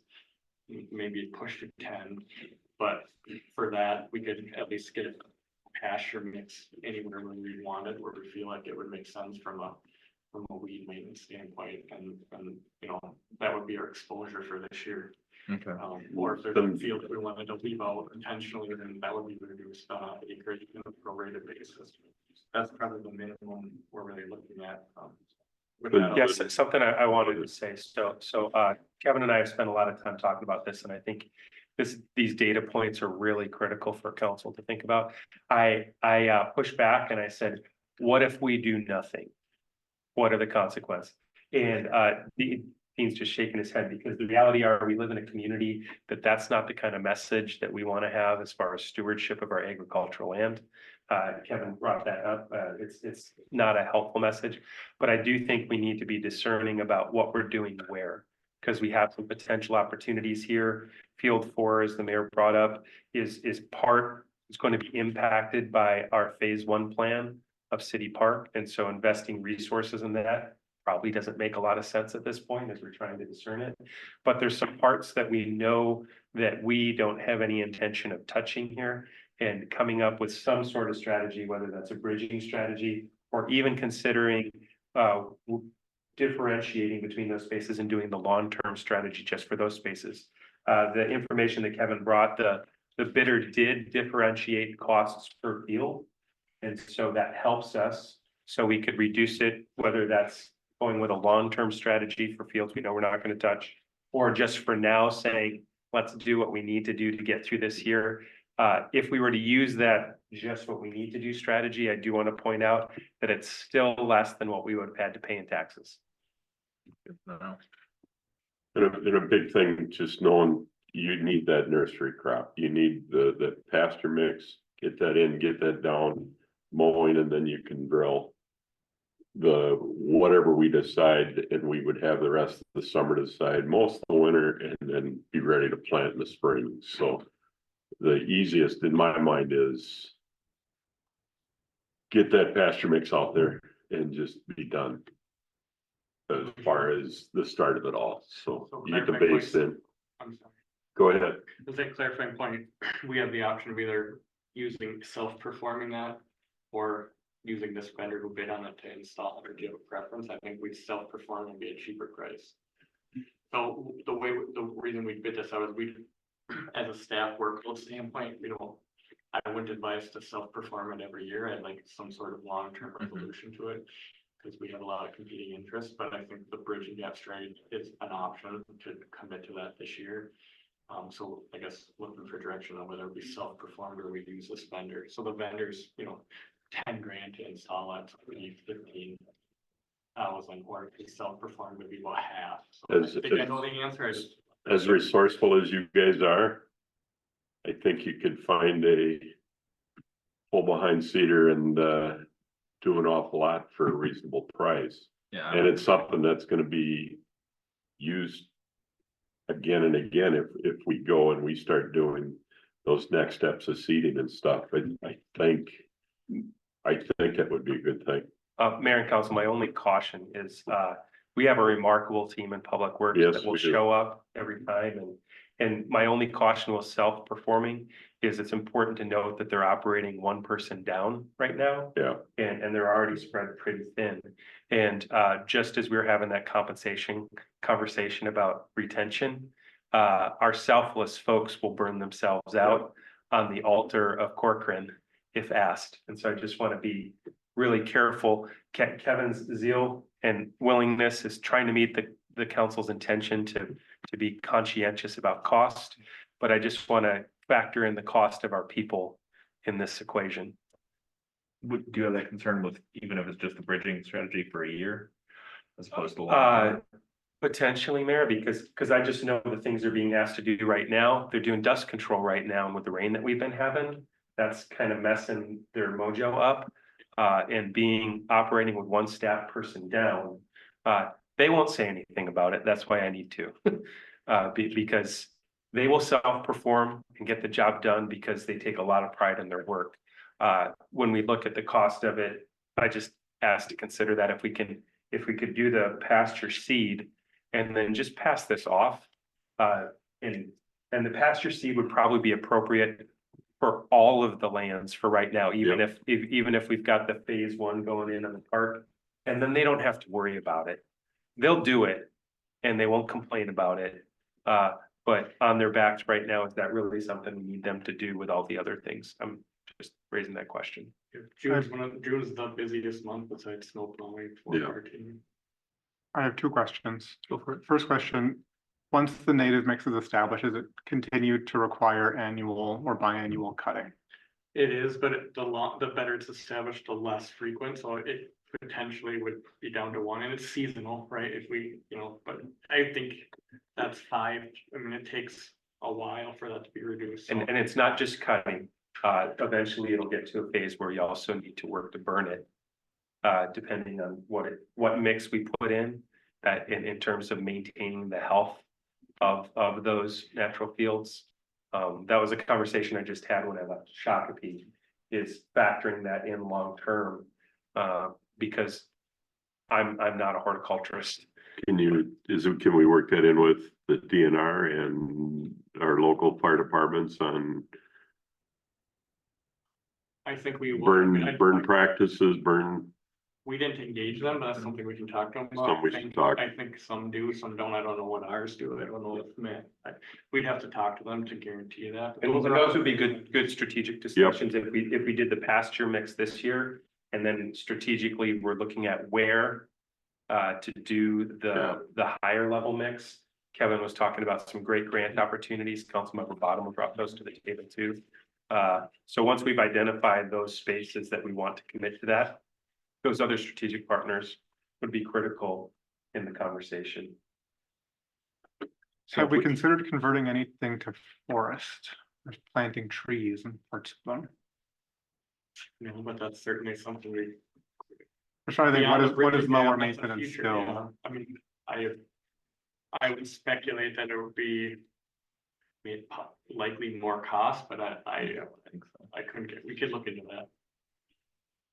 I don't wanna, either way, you're gonna need that base, you're gonna need that grass in first, so. Yeah, wouldn't prohibit it. I Got it later. my second question was, I think we might have missed an opportunity with Representative Robbins here earlier, because the statute that drives this whole conversation is a state statute, and she seems to have a number of wins of similar small scale tweaks that drove significant beneficial outcomes. So I'd like to invite staff to maybe reach out to her. I know we tried reaching out to the county, and they were not flexible. So maybe this is a legislative issue rather than a interpretive issue. Where is that statute? Do we have that in is that in the packet or? It's not in this packet. It's from a couple of years Memory? back. Okay. Yeah. And yeah, if you wanna shoot me a message on what that statute is, I'm happy to give her a call and bring it up with her. Talk to her fairly regularly, so. yeah, it's something that's gonna take a while to get going. but Yeah. That wouldn't happen Yeah. for this year. But But that's a good idea. So I guess what are council's thoughts on whether we want to self-perform or potentially go out with the vendor? I'd rather go with the pasture mix and farm it out to somebody to do it after the comments that were made, so. Okay, yeah, I would agree with that. I think to me, it makes sense to look at the long-term maintenance equipment as more of a CIP item. We can plan for that in the next round. say that again, I'm sorry. The John Deere flex wing rotary cutter, rather than just buying it, added to the CIP on a planned basis. Yeah, something we can look at long term for sure. Okay. So do we have kind of consensus on at least the initial plan for the current year of, like Dean mentioned with the. Yeah, like I said, I would just do that and then further discussion on what else can be done. Go in future, make the plans instead of trying to do it all at once. We gotta do step one and we gotta get that we gotta get the pasture grass in now and let it grow, and that gives us a lot of time to Mhm. make some calls. I do like the natives idea. I think it aligns well with the vision for the city, especially on these high traffic and park centered areas. So long term, I'd like to see us do that. Yeah. I agree. Short term, it makes sense to do something more limited. I think on that northern property, it could look really nice. Mhm. On 116 there. Just And to then- revisit the cost, Mayor and Council, so with the fact that we'd only really get one mowing requirement this year, that drops that down to 3675, and with the pasture seed at 4500. To have Tony's Outdoor Services, if they were to do high end right now and not to exceed would be $17,975. What fund are we thinking that would be from? So at this point, we'd have to look at it if this is an unfunded requirement. If you recall, for the 2024 budget, the desire was to have the cropland be covered by the bids, and we didn't receive any bids as far as this would be a $15,000 tax expense to the city if we were to have that, the crop go out for bid as we'd expected. And so we're really talking about another $3,000 in order to take this over as a long-term maintenance cost. This buys us some time. So this seems like a potential long-term funding, roughly $18,000. That buys us time to figure out access to future grants, potential access or acquisition of equipment, us to develop a better strategy. The reality is, we've been kicking this can and we haven't really developed a cohesive strategy. Mhm.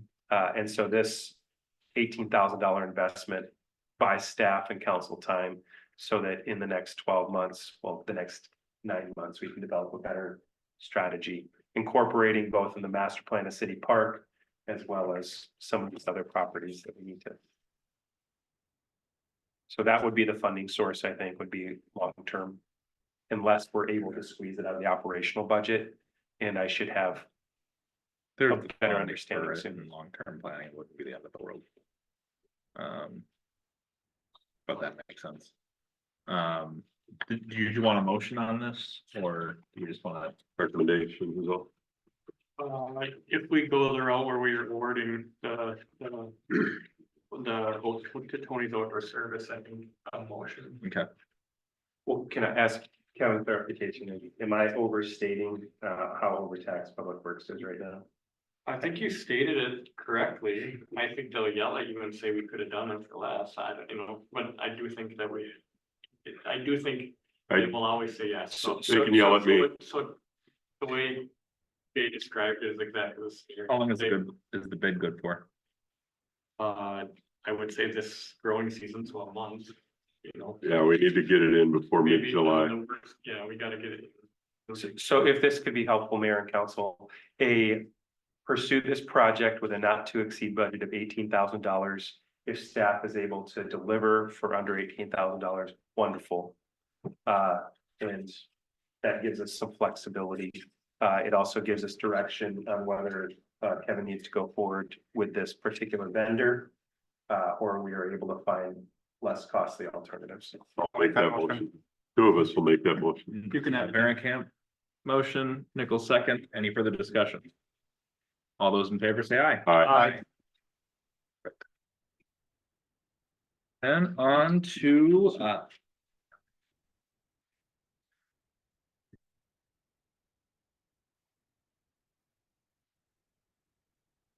yeah, we can kind of do this council report and we can say, sure. Okay, so first we have item 12A, which is something I asked to be added to the agenda. And basically, I wanted to get your guys' feedback on this. We are currently part of the Highway 55 Coalition. I've been attending for the last 2 years, I believe. It's a group that's been around for about 30+ years. And they have, for the longest time, been operating under an initial pool of funding that finally this last year has just about run out. Yeah. So they are looking at changing their due structure going forward, and they have kind of two potential structures that they're looking at changing, and they want feedback by tomorrow. So I was going to call Kent, who's the mayor out in Loretto, who's the chair of the commission, the Highway 55 Coalition, and give him whatever our feedback is on the proposed due structures and if we're interested in continuing on the coalition. The issue is there's that small bit of 55 that actually hits Corcoran. So it's a limited impact, but I think there is value in having a seat at the table for the plans as they get made and as potential upgrades to 55 happen. My understanding is that it was really close to happening last year. They came just short of getting basically the scoring program by the state. I think it was like the top 5 got funded and they were 6th or 7th, and they had a couple specific things to update in their plan, and they would have gotten funding, and now they're trying to do that this coming year, and then hopefully in the next year or two they will get a project funded and get started. So questions are we interested in continuing, and if so, do we have any feedback to present on which fee structure we would prefer going forward if they're going to make a change? Now, I would think that it would be of the two, the flat fee, which would put it at about 1,500 as opposed to per capita, because in the chart they used, they put our population at 6,770, and that put it at 1,693. And once they update the population, that'd be accurate. That'd be way more. That doesn't max out till 5,000. So What were we paying now? I thought we were paying something. yeah, 250 or 5. No, I think 500. I thought it was more. I think it was than 500 because yeah, we I think that maybe the first year we paid by accident they let us into the under the small population, and then they updated that, so last year was $500. So it'd be a $1,000 increase if the second option is adopted.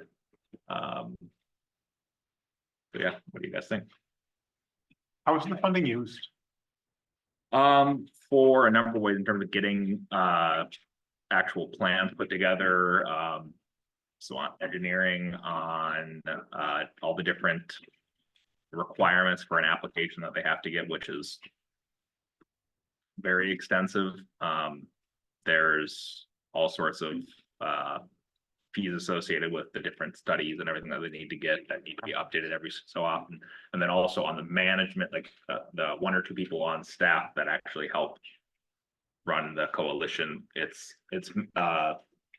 typically representative driven by the different mayors and representatives in the area. But there are a couple staff positions that have been funded for the last 20 years on that same pool of funding that's now run dry essentially. So Okay. they're needing to think about how it's going to be going forward. I think there's also value in the group in that kind of their philosophy has been all the cities, even the ones that are farther out or that are further in from where this area that they're talking about 55 being improved, are kind of going to support this section. And then when other parts come up, all the cities will be supportive of that. So I think it helps in that if there's areas, maybe not on 55, but just in the similar areas on projects, whether it's 19 or whatever, if we need group advocacy, it'd be a place that we bought in and we have a seat at the table, like I said before. So I think there's some value in that. It's just, do we think there's enough value in it for us? I'll leave that up to you guys, what you think. I think the primary benefit I see for Corcoran is improvement to safety, especially along places like Rolling Hills Road, where it's very difficult to access 55 in a safe way. I know nobody down there would like a more intensive traffic load on 55, which this would probably generate. But I think the safety benefit and the ability to get stoplights as those intersections improve is probably what they would like. So I would support it. And anything I've seen, the major part of that area would be widening that bottleneck that happens right there where 55 kind of kicks up. So I do think the road improvement in and of itself would certainly be good for the area and for the residents in the area. That doesn't necessarily mean that if we're not part of it, that project wouldn't happen. Likely wouldn't make a difference in that, but we wouldn't have a seat at the table if we had specific concerns. With the design or any of that, so. Any other thoughts? I agree. Good. Yeah. Okay, so I will follow up with their team and let them know that we prefer the flat fee. We're good for this calendar year, I believe. But that we prefer if they're gonna change it to do it flat fee, which would be better outcome for us, and I'll follow up with you guys when they actually make that decision and we can decide if we for sure want to stay on. So, thank you. And then Mark, for just council reports, if anyone else would like to speak or has any items, let me know. But Mark mentioned he had a couple questions that he remembered that he wanted to ask. So, floor is yours. Thank you, sir. Chief, I'm listening. I just gotta do something. Okay. Go ahead. if I could, I reviewed the policy and something in the city policy, and I'm sorry, I'm referring to the unmanned, the UAVs, I think they're called. And I read the policy and something confused me. And then I realized that you were simply in compliance with state statute. You cited a statute. And I just want to clarify something, and I wish that our representative was still here. You would agree with me when I say that drones fly outside usually? Oftentimes, yes. Okay, and typically not inside of a resident's home. Not all the time. We are planning to have interior drones as part of our program. Okay, but generally speaking, drones are for the outdoors, right? And if an officer wants to walk outside and look through the windows of my car, does that officer need a search warrant? No. No. And that's kind of part of my confusion here, because state statute states that a law enforcement agency must not use a UAV without a search warrant. And then it carves out some exceptions. And this makes absolutely no sense to me. How long does it take you to get a search warrant? Depends on the scenario and the availability of the signing judge. But it takes time. Yep. And you have to find a signing judge. So I guess what I would ask is the next opportunity when we have our representative here, I would like to understand, why are we, restricting law enforcement in the state from essentially looking around the outdoors? It's public. The drones are not flying into someone's home, generally. I mean, I was confused by the policy, but it's not your policy. You're simply following state statute.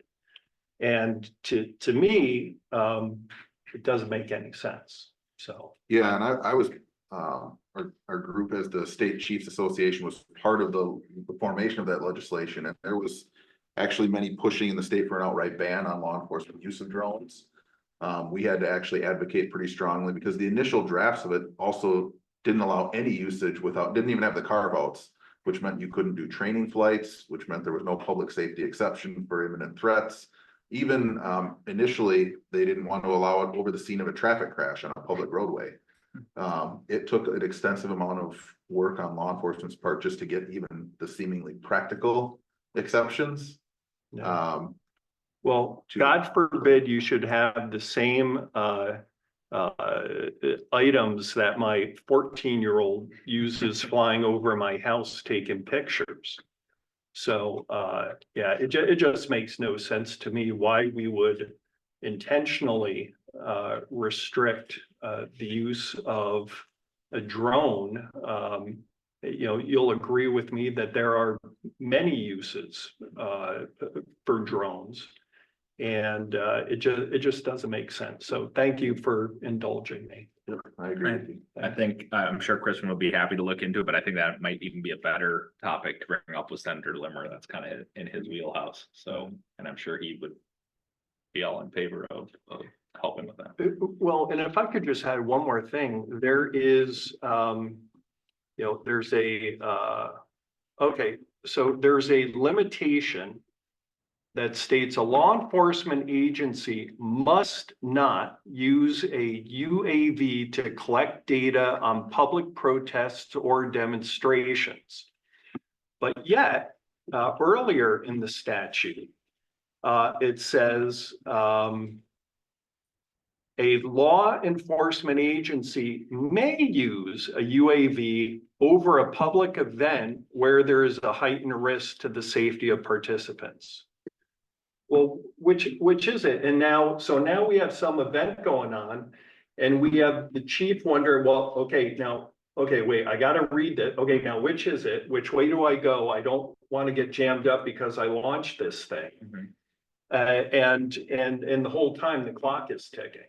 So to me, I think that this statute, and granted, we have no authority to do anything, but I think we should bring it to the attention of our representatives, because just a cursory read of it, it just doesn't make any sense. And I hope you agree. Yep. Yeah, can't hurt. Thank you. I wonder if Thank there's a carve out for manned aerial vehicles. I'll buy a helmet and I'll take that ride. We did have suggestions to start our own air unit. That we ease into it with a UAV first.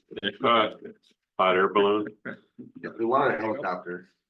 I was asked earlier this evening, in terms of trying to get to City Hall, where our city helicopter was to assist someone to get here. I couldn't get here. The road's closed.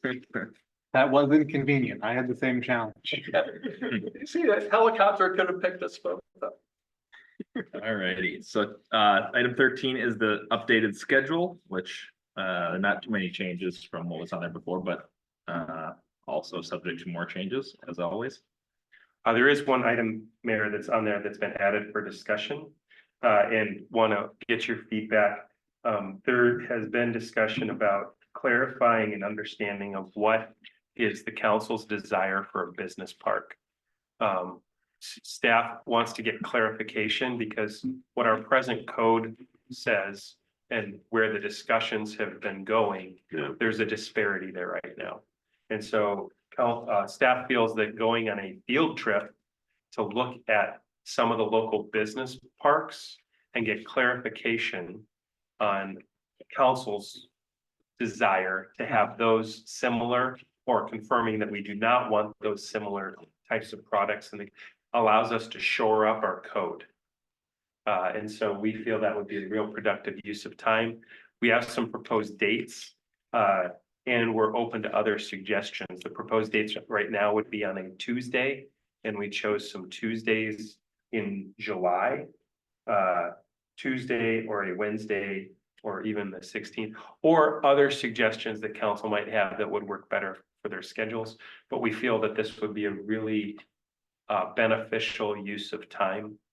I'm all in favor of it. The only hesitancy I would have right now instead of on determining when is that Councilor Bob is not here. But in general, that stretch, I think we could probably find. Could we use Council Bottom's drone to fly over these business parks and then Only if you get a warrant. bring back? Yeah. Well, it would be private use for anyhow. Well, feedback from council member Bottom in the past has been anything outside of normal council meetings are not something that he's in favor of. Yep. So I have a question. Why does staff think that this is necessary? We can see, when applications are filed, I mean, I know what a business park is. because what our present code says, Councilmember Lanterman, and the different types of products that have come in, actually, there's debate on whether it aligns with our code or not. And some of the uses, the impression that council has communicated and what the practices are, we just want to confirm that everybody's on the same sheet of paper. So I don't disagree with you. We've seen them. You drive down 94 and you see different types of business parks. The reason it would be a fruitful exercise is without violating the open meeting law, to have everyone discuss, yep, that is a deer. We all agree that's a deer and we want it here. Or no, we don't want it here. And so as we've thrown up different pictures, the discussion over the last 12 months for sure has created confusion from staff exactly what council wants. And so having everyone collective on a spot, here's a business park as it's been built, as it's been advertised, and as it's in use. Is this what we want? I totally agree with the value of getting people on the same page. I think finding a synchronous time for all of us would be very challenging, other than within meetings. Is it possible for that to be done by someone on staff and documented and then presented in a council meeting for us to discuss which of these do we intend code to permit and which do we want code to prevent? So if you would like us to put together a virtual tour, that's kind of what I hear the direction being. That was my intent. Probably. Staff can do that. That could work, and then maybe if we could get those locations that staff picks. So if anyone wanted to go out there on their own, I think I'd like to go out in the field and actually see it. So if we could get that list, so we could make trips as we want, and then do the virtual for. What I think would be helpful then also is whether then using this time, once we put together the virtual tour, we can send you the information and you can watch it at your leisure. And then what would be fruitful is to come back and have the discussion based upon the feedback that you've had. That would allow us to not break the open meeting law. It would give you sufficient time to review and ruminate or visit on your own. And then that would be the most fruitful discussion. Everybody had access to the same information. You had time to think about it and process it, so that then when we got together to get the feedback that we need, staff has given you the information that you need and the adequate time to digest it. That'd be great. I approve. I like it.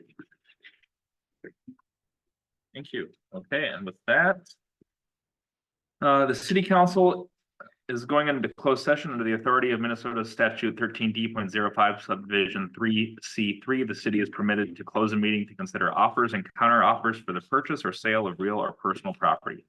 The city council is going into closed session to consider an offer for real estate. The following properties are the subject of the closed meeting. PID 01119233100002, PID 1211923220009, PID 1119231100012, PID 1111923140003, PID 2411923330001. And then we will have a second closed session under the authority of Minnesota statute 13D.05 subdivision 3A. A public body may close a meeting to evaluate the performance of an individual who is subject to its authority.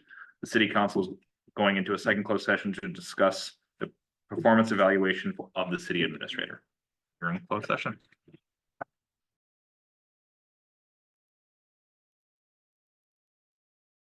I will go ahead and call the meeting back to order. And in the first closed session, let's see here, do we have a follow-up on that item to the city attorney? It was on there. What? With that. Yes, I'm sorry. In the first closed session, the city council discussed an offer for real estate and that was related to the following properties. PID 01119233100002, PID 1211923220009, PID 1111923110012, PID 1111923140003, PID 2411923330001. Staff was provided direction. In the second closed session, the city council discussed the performance evaluation of the city administrator and found his performance to be exemplary, very high. In this 365-degree performance review, That's city, just for your information. there's additional information on there. I need that. Certain amendments may be made to the administrator's contract to recognize performance and make equitable adjustments as necessary. And with that, I move to adjourn. Second. all those in favor say aye. Aye. Aye.